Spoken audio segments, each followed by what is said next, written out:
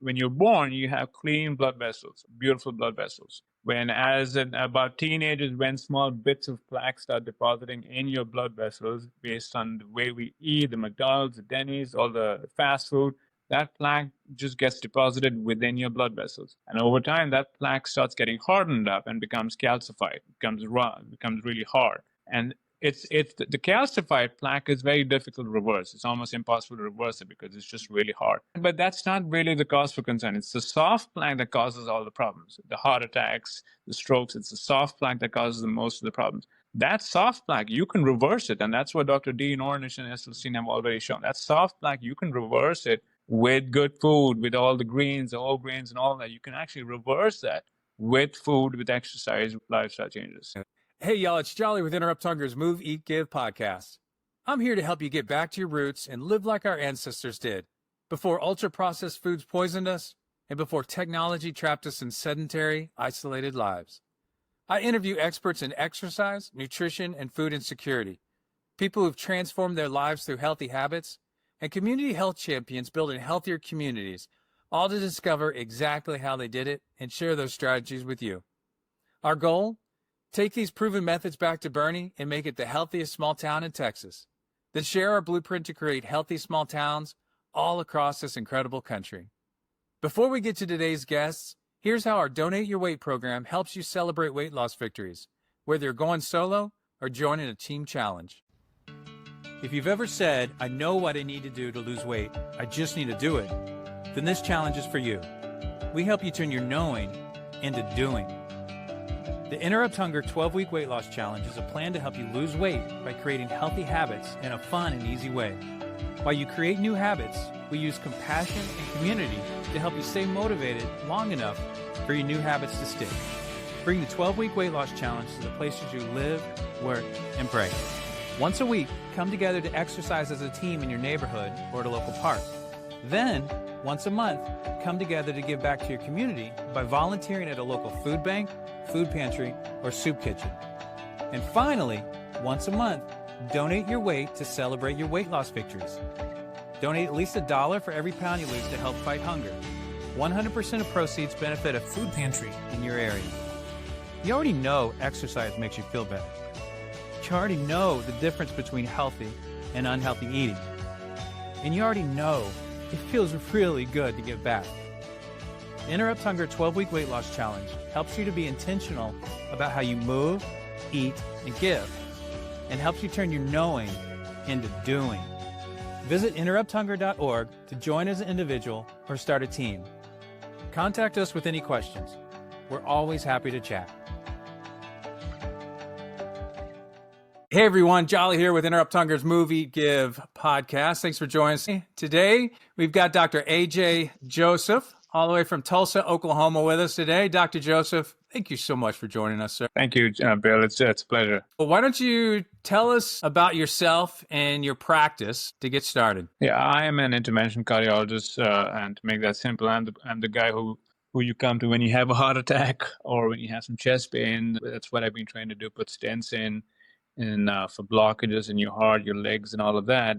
But I'm more passionate about this whole field of lifestyle medicine, which is about 25 years old, but really touches on the root cause of what we're dealing as a country, as a health system, be it strokes, diabetes, heart disease, dementia, you name it. 85% of what I see in the hospital is from our lifestyle choices. And that's what I do part-time.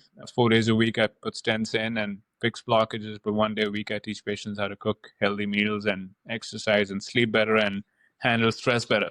So that's me. Yeah, that sounds fun. So on one hand, you're catching people at their absolute worst after they've made really a lifetime of unfortunate choices versus the alternative. So which one is getting more folks healthy? I think it's the way I put it is that it's just, when I put a stent in, and what I show them is a picture of a guy mopping the floor while the faucet is open. So somebody has to mop the floor. I mean, you got to mop the floor, but you also got to close the faucet. So both have a place, right? There is a place for medicines. There's a place for tests, procedures, and all kinds of things. But I think what we tend to focus on is more just that. We just try to focus on medicines and pills and procedures, whereas while that faucet of disease, that's the food that we eat, the way we handle stress, the exercise that we don't do, and the poor sleep. That's kind of the main faucet that's overflowing, and there's a big part of that as well that needs to be addressed, and that's what we. So the point is that there's a place for both of those roles, and I try to meld both of them together in my practice. So how'd you get started with lifestyle medicine? We're meeting more and more folks that are getting certified. Yeah. How'd you get started so early? It's interesting. It started with my own personal health journey. I was training in Chicago back in 2015 to become a cardiologist, and I noticed eating the cafeteria garbage that I was eating in my hospital, my own cholesterols and my sugars were creeping up. And then I was almost about to start myself on some pills and for my cholesterol and for my sugars. And that's when I met my mentor, who is, I think, one of the few people who you might relate to. They changed the trajectory of your career, your life, your everything, right? So his name is Dr. Kim Williams, and he's one of the founding fathers of this whole field of lifestyle medicine. He's a preventive cardiologist at Rush University, and I trained under him, and I was working with him for about 3 years, and I mentioned all these things to him, and he said, why don't we just think about your lifestyle? Why don't we just talk about what you're eating? And then we kind of did a deep dive into what I was eating, and then, of course, it was quite eye-opening, and then that led to me to the path of lifestyle medicine, and then I've never looked back since then. My sugars, of course, dropped, my cholesterol's dropped, and then, of course, I had to bring that up into my practice as well. That's wonderful. So let me ask you, so this is a loaded question for you. Roughly, what percentage of the patients you see on the interventional cardiology side of your practice could avoid ever having to come to see you if they led a healthy lifestyle? So it's a very nuanced question, right? In the sense, if you're coming in with a heart attack, right? If you're coming with an acute event, a heart attack where your blood vessel is completely blocked up, you have to, of course, go and open it up. But if you ask the question as how much of it could be prevented, up to 90% of heart attacks can be prevented. 90%. 90%. So 90%. In fact, coincidentally, just last week, a study was released, I believe, in Land, was a Journal of American College of Cardiology. What they did was interesting. What they calculated was, the American Heart Association has what it's called a checklist of all the risk factors. Are you eating healthy? Are you exercising? Are you sleeping well? And if you checked all the 8 boxes, your risk of a heart attack drops down by 88%, so close to 90%. So to answer your question, up to 90% of heart disease is preventable. Yeah, that's something. So I've heard you compare your clinic. I think you use the word roadblock or obstacles that other specialties are seeing and don't know what else to do. And you kind of went through a list, some of the common problems from other specialists. Would share that story. Yeah, it's interesting because every specialty has a pain point that I say that is not being addressed or cannot be addressed, or they just don't have enough tools in their toolbox. For example, if you're diagnosed with fatty liver, right? That's one of the most common liver problems that we have. About 33% of Americans have some stage of fatty liver. And if you have fatty liver and if you go see a gastroenterologist, there are very limited options that they have. There are no pills. There are some pills that have just come up recently, but nothing well proven, long lasting, without any side effects and all that. So what they do is that they tell you to go home, eat healthy, lose weight, live a healthy lifestyle, and all of that. But then how do you do that? That's a pain point from a GI perspective. There's not much they can do about that. Similarly, if you're diagnosed with mild cognitive impairment, which is the first stage of Alzheimer's, that is again a stage where if you make some dramatic lifestyle changes, you can actually reverse the process. Same thing for that. That's a pain point. There's not much of treatment for that. There are some, again, treatments, exorbitantly expensive, $35,000 a year and all those things. But again, that's another pain point from a cancer survivorship standpoint. If you've survived cancer, if you've gone through cancer, there's a lot of data showing that if you live a healthy lifestyle, your chances of recurrence go down significantly. Your chances of a secondary cancer go down significantly. You survive longer. So every specialty similarly has what I call a pain point, which lifestyle medicine can fulfill. So you're in Tulsa, which is on a lot of lists as being one of the worst. Ground zero. Yeah, in the entire country, not just the state, but in the entire country. I know that there's some folks that are really trying to make a difference. Like you're making impact, and Erin Martin and her her outfit, making a real impact. Just on a call with her this morning, right before Oh, this. really? Oh, no kidding. Yeah, it's incredible. I'm sorry, just like random. Are y'all able to work together yet, or y'all have some plans? That's exactly what we're working through. We're working through some logistics of how do we get both these things together. It just makes sense. Yeah, Intuitively makes. yeah, that's fantastic. So tell us. So can you think of a like a success story of one of your patients that came into you just a train wreck and scared, and their family scared, and all of a sudden you got a hold of them and Yeah, helped them make yeah. some changes. I think one of the patients that I remember was from about 4 years back, and this is a gentleman who had a diabetes. He was diagnosed with heart disease, of course, in his 50s. I had a bypass, 3 bypasses, multiple stents, I think 10 or 15 stents, and his sugars were way out of control. A1C was 9.8 or something. And what happens is that when your diabetes is out of control, your stents just keep getting clogged up. Your bypasses just keep getting clogged up. That's what happens when your sugar's out of control. So he would come in every 6 months for a chest pain, and we would go back in, find a stent that's clogged up, and just balloon it again. And he would come back in again in 6 months. Again, his stents would be clogged up. And then one of his, when I first met him, was when I told him, I'm like, I'm going to do your ballooning again, but you really need to change your lifestyle. And I had him watch a few documentaries and give him a small little booklet that I have about food. And after this procedure, his wife and him, he decided, what, this is it. We're not going to be doing this every 6 months, coming back for these procedures, because each of these procedures have risks. Why would you want to do that? So he went in gung ho, changed the way he ate, started exercising, and that was the last time I needed to balloon a stent for him. That was 4 years back, right? And this is a guy who would be getting a ballooning or a stent every 6 months for the past 10 years he was doing that. So the point, and his story was so compelling that I asked him, can you come and share your story with my patients? So he would drive an hour away from here, Skokie, which is about an hour away. He would come every few weeks to kind of share his story with my patients when I do my cooking classes. So just to give him, make it more realistic, more human. So that's one story, and there are just numerous stories I've had of patients who've lost sugar with diabetes, better control, lost weight, fatty liver reversed. It just shows the power of lifestyle medicine. So how does first off, I'll ask you like how it actually helps to reverse or treat, and then we'll talk about like what are the like the meat and potatoes of your clinic. So somebody with needing a stent, they need an interventional cardiologist. How does lifestyle medicine in your clinic actually reverse their disease? So first off, I think we need to understand that when I put in a stent for somebody in their 30s or 40s or 50s, that blockage didn't start 5 months back or a year back. That started way back in their teenage, right? It didn't start in the immediate past or anything. It started way back. So it's a very slow building process. Plaque buildup is a very slow building process. Right. There are times when these plaque rupture, and that's what causes a heart attack. And that's when we go in, we just got the whole vessel shuts down. We got to go in and open it up with a stent. But the process of plaque buildup, it's a very slow process. Now, if you think about it, let's say you come in with chest pain, I put in a stent and I balloon the plaque up, the plaque all gets smushed to the side. I put a stent in to keep it open. If you don't change the basic process about how this plaque came on, that plaque just keeps building up within the stent. However, if we change the process, the first order of business should be to stop what's already building it up. Stop what you're doing, right?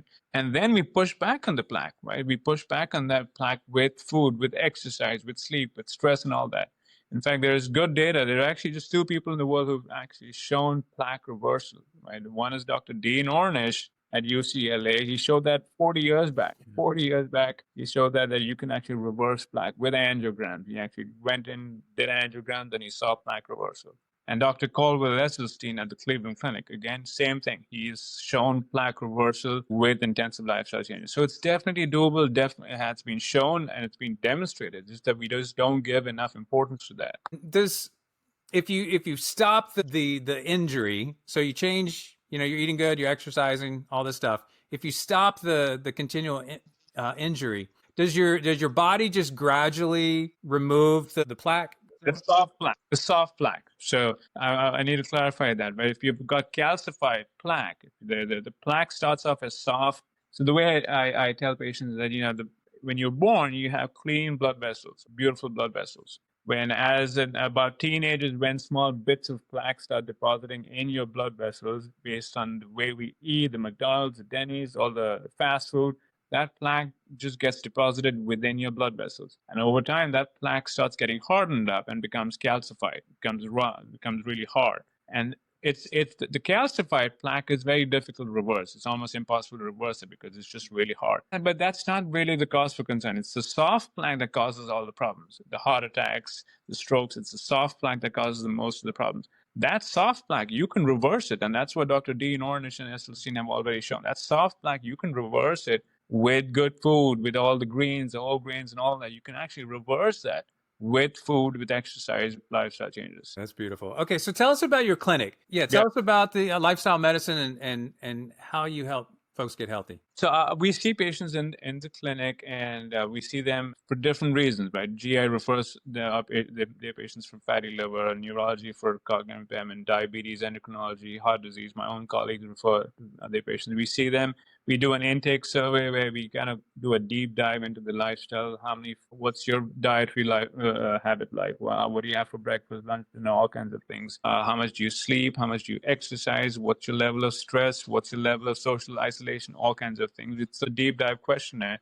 And based on that, we kind of formulate an individualized plan for each patient. Like, what's your priority? What is it that we want to fix over the next few months? We make a plan for these patients. That each of those visits are about 40 minutes. But I can tell you, 40 minutes barely suffices, flies by. But 40 minutes, that's one office visit that we do. And then if we feel that these patient is really motivated to make some dramatic changes, we offer them a cooking program that we have, which is more intensive. It's more hands-on, it's more labor intensive. It's an 8-week program where I have patients come in as a group, 12 to 15 people in a group. It's conducted at our health facility, our gym facility, where I divide them into 4 pods. I have a chef who teaches them how to cook healthy, simple meals. Nothing fancy, nothing really basic, just building up culinary skills. I have a dietitian who teaches them the basics of how do you read a food label, how do you do grocery shopping, batch cooking, all different aspects of culinary medicine that we teach in the 1.5 hours. And there's a stress management session, there's exercise planning, there's a didactic, a lecture about how first is heart disease, what is it, the food that you just cooked, how does that relate to heart disease, how does that relate to strokes, how does that relate to cancers, and so on and so forth, kind of covering the entire gamut of lifestyle diseases. And so that's an 8-week, much more hands-on, much more intensive program. And then, of course, they see us as a follow-up after that as well. About 3 months after they complete the program, they see us as a follow-up after 3 months, just to make sure. The way I tell patients is that you want to look at this as a journey, not a destination, right? You're just starting this now, but you want to look at this as in a year from now when you come and see us, you should look back and say, boy, this is completely different from how I used to eat a year back, how I used to move, how I used to sleep, how I handle stress. Because we are living in this world where we want those instant results. Everybody wants instant results. They just don't last. Instant results don't last. Slow, sustained progress, and that's what we try to emphasize in our program. So who's leading the sleep and the stress portion of that? Is that a dietitian also, or exercise physiologist? We have a chef who does the cooking portion, and then after that there's a didactic that's run by a nurse, health coach, and then there's a 30-minute stress management session run by a therapist. Okay. Oh, very good. And then we have an exercise physiologist, of course. All right. So what about in the near term, in the next couple years, how are you going to scale your program? Because this is fantastic right now, and getting it paid for is the tough part. Yeah. But how do you scale? We actually right now we just had this meeting this morning with a consultant. We're working with a consultant to kind of build a business plan. And I think the premise of lifestyle medicine is cost savings, right? It's not revenue generation; it's cost savings, right? And there are significant, profound cost savings from these measures, from these things that we're talking about. And being able to quantify those cost savings has been the biggest challenge, right? But there are ways of how you can quantify those cost savings.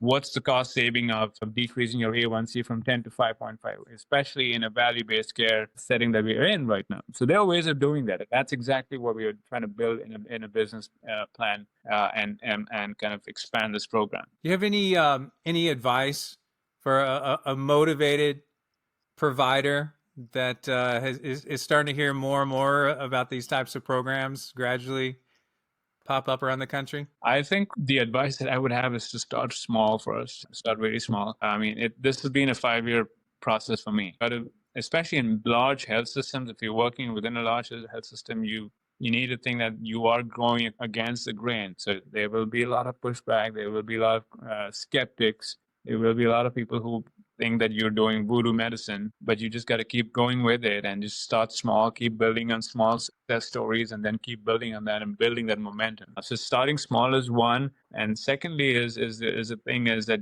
you have to build a team of support systems within your administration. Right? You've got those success stories is what build that momentum within a health system. And last but not the least is what I've encountered in my case is if you're doing something that is so consequential, that is so consequential to patients' lives and their families' trajectory and all that, the universe will conspire to help you.